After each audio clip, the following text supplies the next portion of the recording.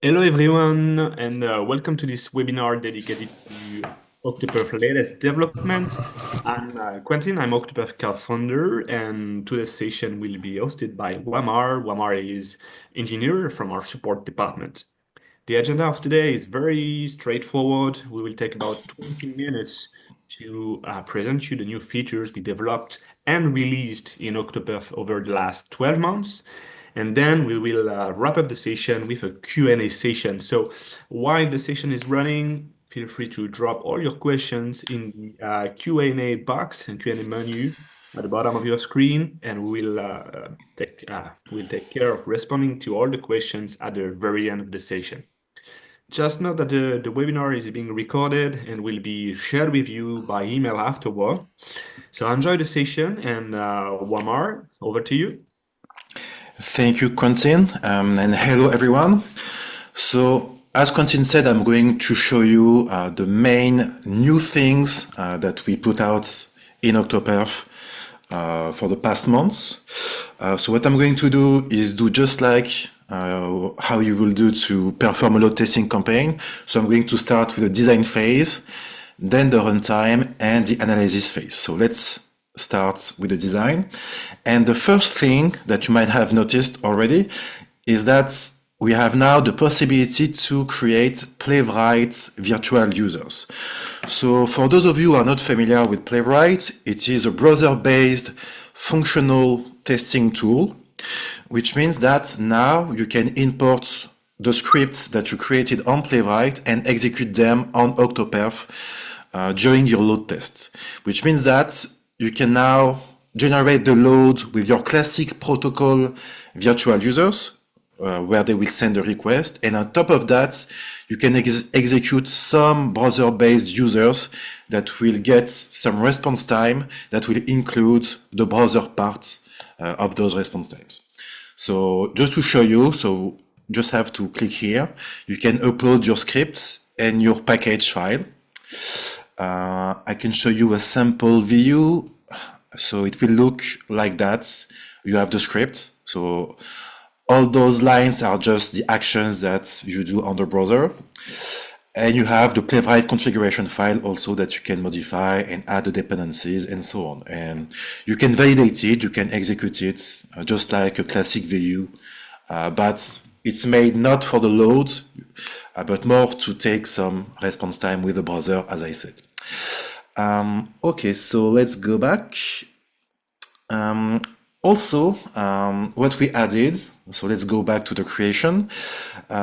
So now when you record a HAR user journey, you can now name the actions while recording. So basically what we did before is that automatically we will create containers based on the waiting time of your clicks. But now you can manually directly name the actions while recording. So let's do that quickly. I'm going to log into an application. So the first step will be accessing the home page. So let's do that. It will open a pop-up where you can name your actions. So let's start the recording on Firefox, like that, just like you will do normally. Let's access the home page of our application. And now I can go back to my pop-up and name the second action, which is the login. Okay, so now let's log in. Like that, and that's it, I'm finished. So let's stop the naming. Let's save this HR file locally, and let's upload it into Octopath. And you will see that now, so that's the last one, yes. So now, if I go to my virtual user, you will see both actions I just recorded, and you have the correct requests that are part of those actions. So that way you don't have to record the HR and then manually name the actions. Everything can be, everything is done while recording the HR file. So it's a way of saving a lot of time. Okay, so another thing that we added for the HR file is the support of the WebSockets. So before, that implementation, when you had some WebSocket calls, you had to manually import the WebSocket plugin into Octoperf and manually configure the request. Now, if you had some WebSocket calls during your HR recording, you will have those requests automatically configured in Octoperf. So let me show you. So I have a HR file that already contains some WebSocket calls.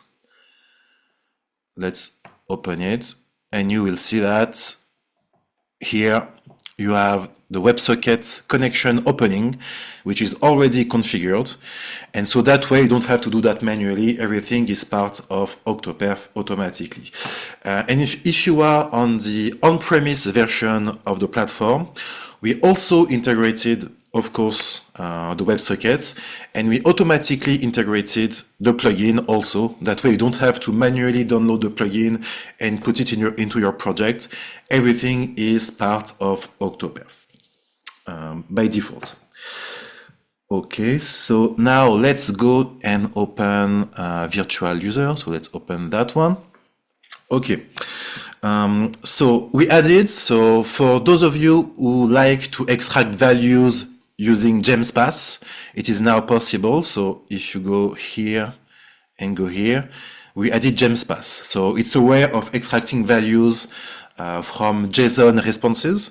So we already had a JSON pass, but now we have GemsPass, which is a different way of extracting. I know that a lot of people prefer to use GemsPass than JSON pass, so now it's possible on Octoperf, and you can configure it just like any other extractor. Okay, so let's go to the variables. We also added the secret variable here that you can see. So it's just like a normal variable. So you give it a name, let's say password. And so you can call that variable just like you will do for any variable, but if you fill the value of that variable here, you will see that you will be able to see it, but after that, if you go back, it will be secret. So if you go back, it will be, well, it will be secret for other people. So you just have to click here. And so if you give access to someone to your project with no editing rights, it will not be able to see that value. So it's a way of being able to share your project and have secret passwords, secret tokens, secret values put into your virtual user, but you'll be the only one to be able to see it. So it's a way to have a secret variable in any case. Okay, so we also added, let me go here. Let's create a CSV variable. So before you could only upload a CSV file if you wanted to use a CSV file for your data, for connecting to your application or any other need that you might have with a CSV file. But now you can also generate your own CSV file directly through the UI. So if you click here, generate, you'll be able to generate different kind of data. For instance, here you have email address, but I can add columns and lines like that. So you can see we have state, city, zip codes, different kind of brand if you want. And we will automatically generate those kind of data automatically. And you can also select the country. So for instance, if you wanted some, I don't know, only Dutch email addresses, we will generate Dutch email addresses, also Dutch addresses. So that way you can have some, let's say, real data, but automatically generated. And you can add columns and lines and just regenerate a CSV file, as you can see, and automatically put it into your project. So that way you don't have to go in another tool to generate fake data. You can directly do that on Octoperf. Okay, so let's also go to the files menu, maybe here. Okay, so you have that information now that is displayed. So it's the space that is left in your project. On the SaaS platform, you can upload 1 GB of data in your file menu. So that's why here I only have 54 bytes. So I have plenty of space, but the more files you put, the less data you'll be able to put, of course. So that's the limitation for the SaaS platform, but on the on-premise platform, you can, of course, modify that value, but on the SaaS platform, it will be 1 gigabyte. And finally, for the design phase, let me go back to here. We also added here in the Actions menu, you can use the queue functionality. So now on Octoperf, when you start a test, we automatically create a queue that you can fill and where you can also take out values. So for instance, you could have one user that will generate tokens. So we will put every token values in that queue, and you can have other users that will take those values and use them into their own user journey. So it doesn't matter if it's different virtual users, if those users are executed in different load generators, you'll be able to share values dynamically during a test thanks to the poll queue and the put queue functionality. Okay, so now we can go to the runtime parts of Octoperf. So let's open that scenario. So we integrated directly in the UI all the integrations. So for instance, here, if you want, you can have access and check all the integration that we have with CI/CD software. So let's say you wanted to use Jenkins with Octoperf. You can directly click here, and we will explain all the steps necessary to connect Jenkins to Octoperf. So you have all the steps. We also have examples. Same thing with Maven. So we have a Maven plugin. We'll explain how you can use it directly here. We also give some examples for our API usage. For instance, if you click here, we will show you some examples. So here we have an example on how you can execute that specific load test using our API. We have the code here directly generated in different languages. So you have curl through shell. You have how you can do that using Python also. So all those integrations are now displayed on the interface. You don't have to go in the documentation. Everything is right here. Okay, so now let's go to the analysis part of Octoperf. So let's go here. Okay, so the first thing I'm going to talk about is the trend report. So before we had the comparison report where you're able to compare up to 4 different load tests into one single report. So we still have that. But we added now the trend report. So the trend report is different because here you'll be able to compare up to 25 tests into one single report. So that's the first difference. You have difference also in the fact that now that report can be self-updating, which means that if I put, let's say, 25 here, automatically that report will integrate my 25 last tests. So automatically it will be updated with those 25 last tests in my project. And you can also select a reference result, which means that your 25 tests here will be compared to the reference you selected. Let me show you how it will look like. So you have all your tests here, and you have specific charts and tables that you created to help you analyze that huge amount of load tests into one single report. So you have the evaluation of the performances over time, as you can see. You have the response time. So the response time of every test is compared to the reference. So you can see the evolution of the performances. And just like any other report, you can create your own items, charts, table. But here you will have some specific items because it's a specific report, but You can create your own items. You can export the items manually, independently, just like you could for your previous kind of report. Okay, let's go back. Also, another feature that we added recently is now you have the possibility to import your own JTL files. So for those of you who maybe don't know what a JTL file is, so JTL files are basically the raw data files that are generated by JMeter. So in the end, you end up with a CSV file containing your entire results. And now you can import those JTL files in Octoperf. So even if you executed your load test on JMeter, you can now use our reporting engine with the JMeter results. So let me show you. So here you have the import JTL functionality. You can upload the JTL file directly here.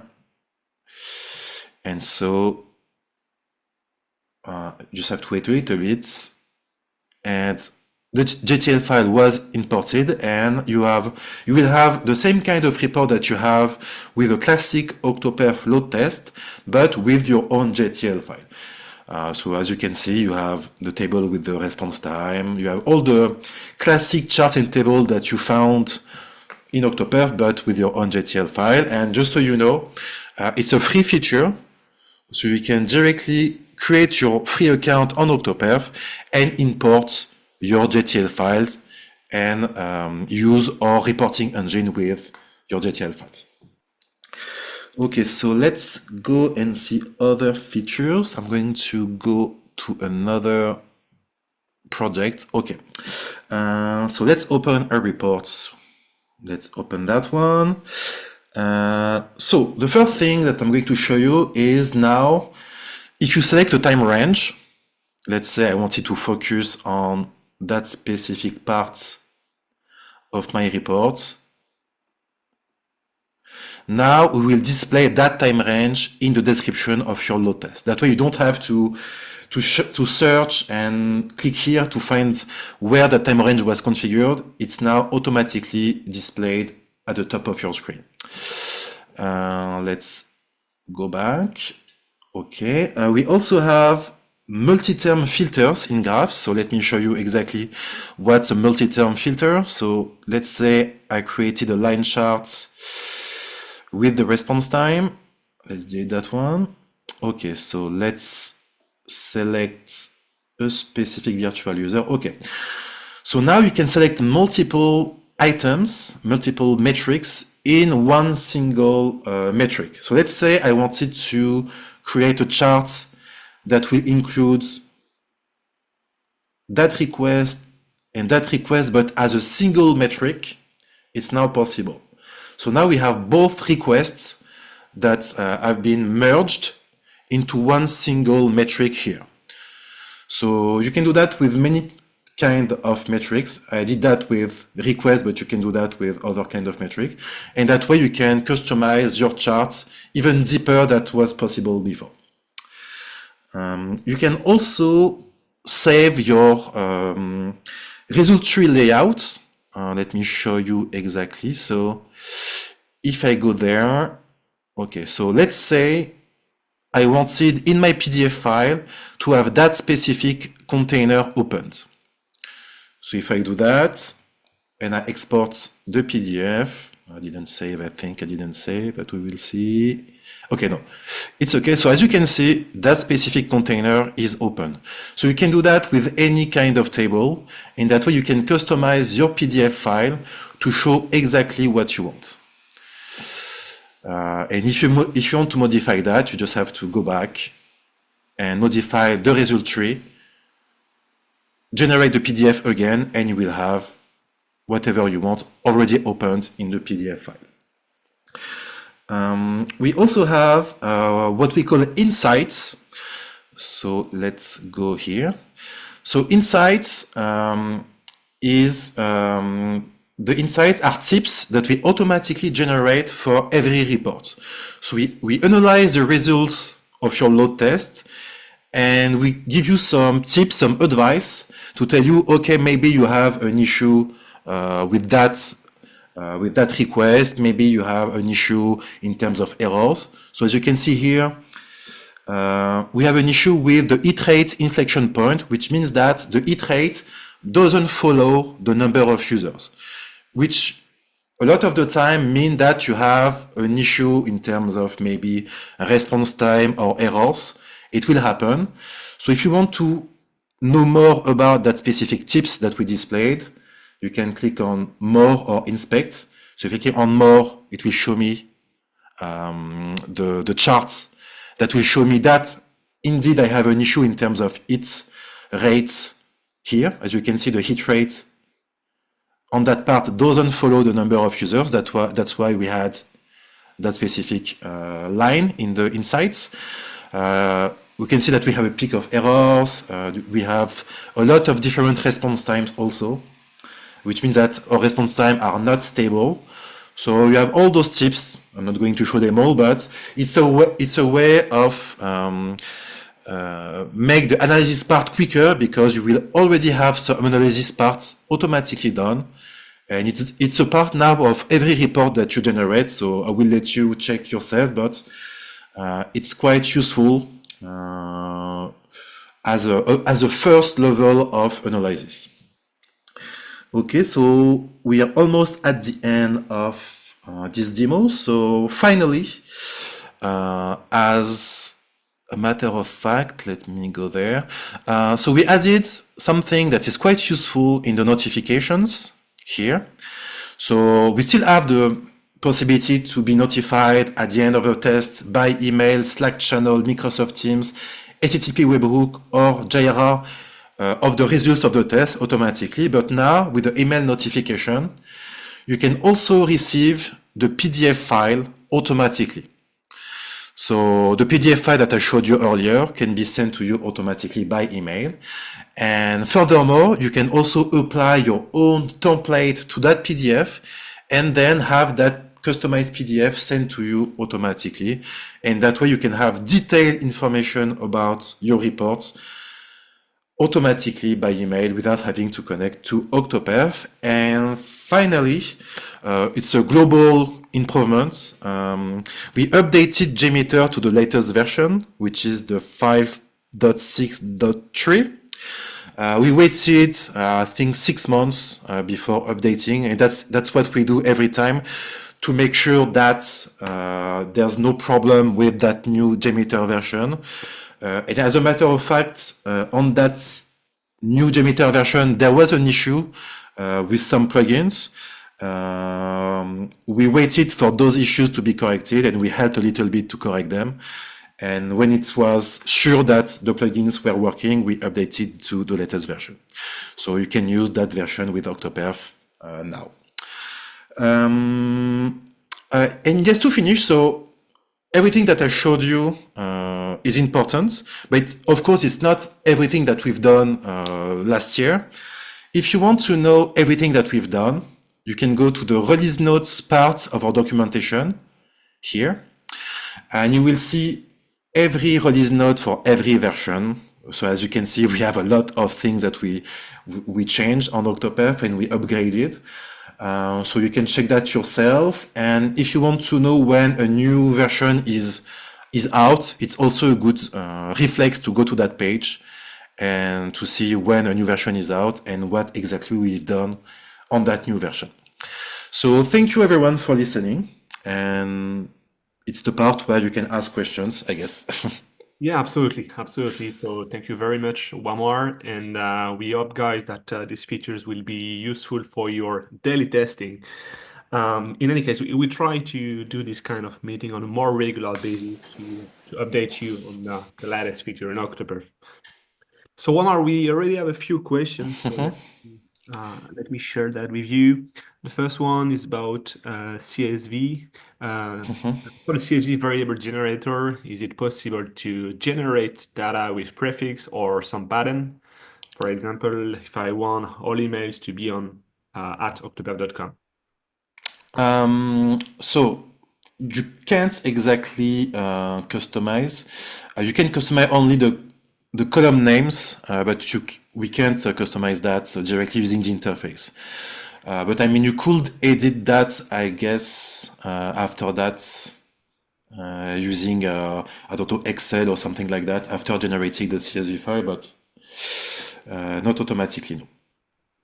Okay, another question. Is it possible to copy some scenarios from view to another?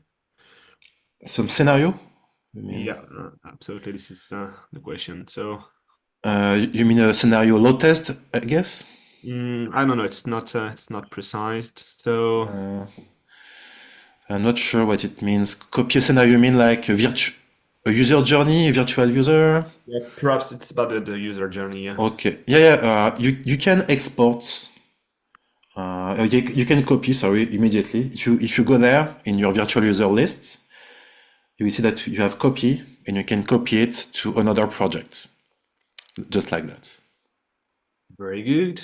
Another question, is it possible to export the trend report to a PDF, for example? Yes, totally. Yes, it's exactly just like any kind of report. So yes, you can click here, just like a classic report, and it will generate a PDF. Very good, thank you. Another one, would it be possible to show the start and end time of a report without filtering on a specific time range? Uh, I mean, for now we only have the beginning, uh, but I mean, that's a good question. I guess you could use variables because it's possible to use variables in the description. So I guess you could find a variable with the ends of the tests. But to be honest, I'm not sure. I'm telling you that, but it might be possible, yes, but not automatically. The question from Marcel. Marcel, will get back to you about that. Question about the insight. Is it AI? It's not AI. It's something that we develop ourselves. Just to explain why it's not AI, it's because we prefer to have total control over what we advise, what we say to the tester. Because when you do AI, well, you might have something that you don't know where it comes from. So everything that is displayed here was thought by us, so we are sure about what we are saying. So it's not AI, but it's good. And it's good anyway. Okay. Another question, is the storage limit per user or per Octoperf instance? It's per project. The limitation in terms of data. It's per project. Okay, thank you. The last one, is the documentation up to date with all these new features? It is, yes. Everything that I've showed you is in our documentation. Very good, very good. That's the end of the questions, but of course we can take some time for a few ones. Oh, another one regarding the roadmap, but for the roadmap, we'll get back to you, yeah, in another meeting, if you don't mind.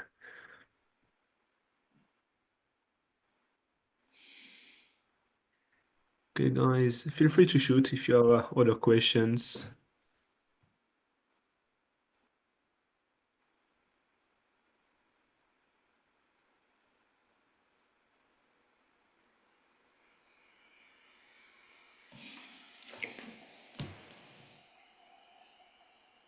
Oh yeah, I have another question for you, one more. Will a JMeter script developed in an old version of JMeter work with the latest Octopath upgrade?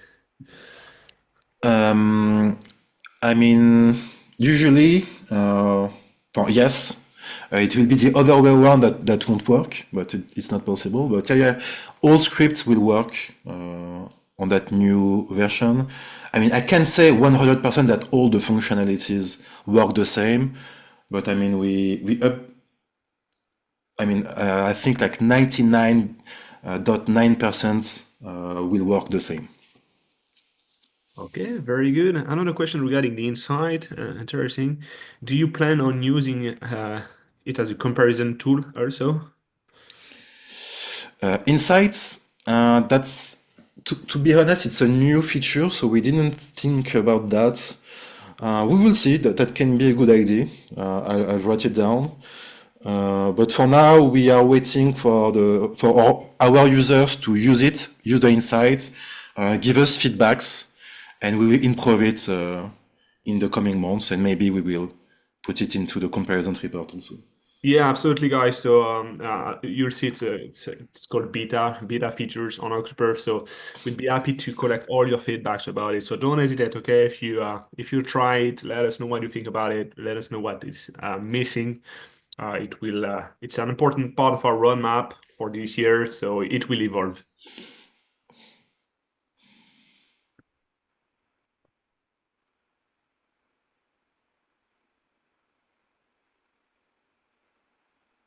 Okay, no other question for the moment. So let me thank you guys for your time today and for all the good questions you've asked. And enjoy Octoperf and these new features. And as usual, let us know if you have any questions. Feel free to write to support@octoperf.com. But we'll stay connected a few minutes more if you have any questions, new questions popping to your mind.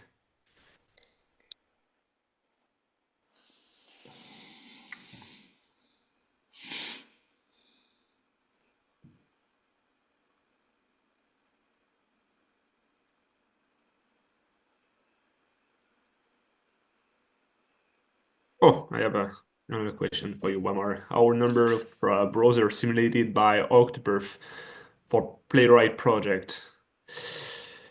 I, I What was guess it? I guess the question is about the ratio for license Ah, for Playwright. okay. So when you have a 1,000 Octoperf license, 1,000 concurrent users license, you can execute 5 browser-based users. So if you have a 2,000 license, it will be 10, and so on and so on. We decided of that ratio because on one load generator that can execute 1,000 classic users, you can execute 5 browser-based users.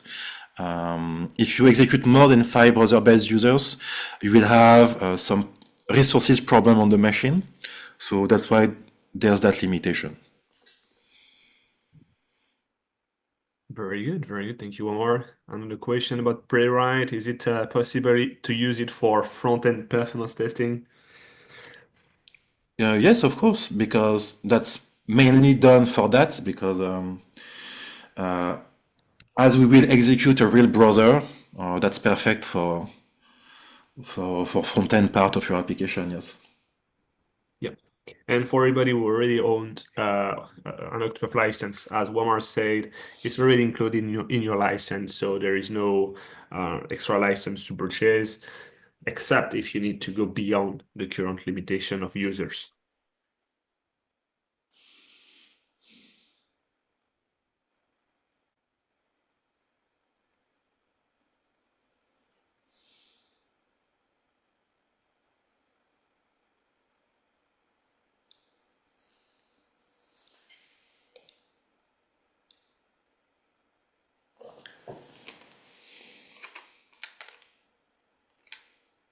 Okay, I think we can wrap up this webinar. So thank you very much, everybody, for your time. Have a very nice day, and see you soon on Octopuff. Thank you, Omar.